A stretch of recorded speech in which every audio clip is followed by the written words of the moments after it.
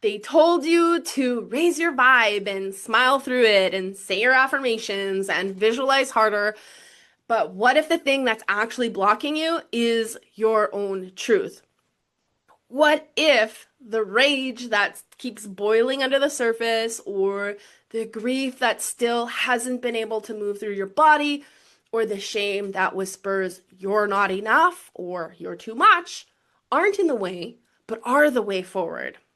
So, welcome. I'm Jen, and I don't teach manifestation by forcing positivity. I teach it by coming home to the parts of you you've been taught to silence.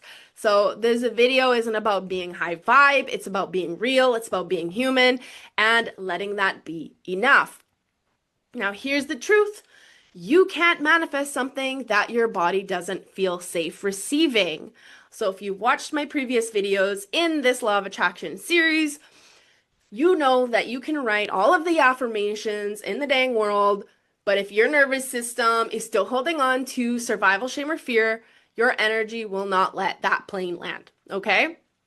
And it's not because you're broken or that there's anything wrong with you, because I work with a lot of clients that feel like they can't manifest because they're doing all the things and they think that they're broken, that there's something wrong with them, and it's not, okay? It's just that there's some flaws with the law of attraction teachings, right? And it's because you've been taught to override the pain instead of integrate it.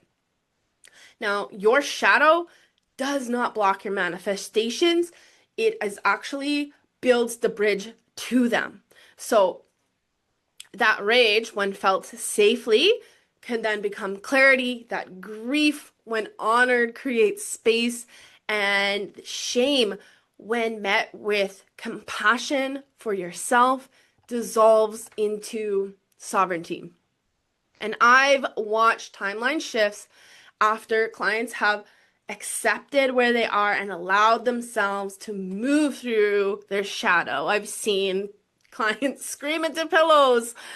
I've seen, witness miracles after a woman finally said, I am not okay. And not because they fixed their vibe, but because they stopped pretending. Your truth, in all of its rawness, is the real magnetism, but we've been taught that these emotions are low vibrational, so therefore we cannot feel them if we want to manifest. And that is simply not true.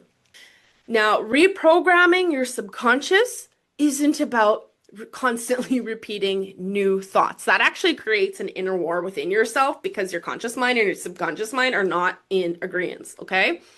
So it is about releasing old identities, noticing the survival loop you keep repeating, listening to the fear behind the freeze, creating safety in your body to hold something new, and letting the version of you who already has it become the one making the decisions.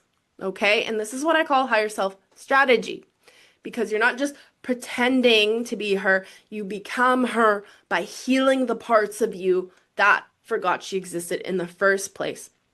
And this is what I teach inside of quantum alchemy codes.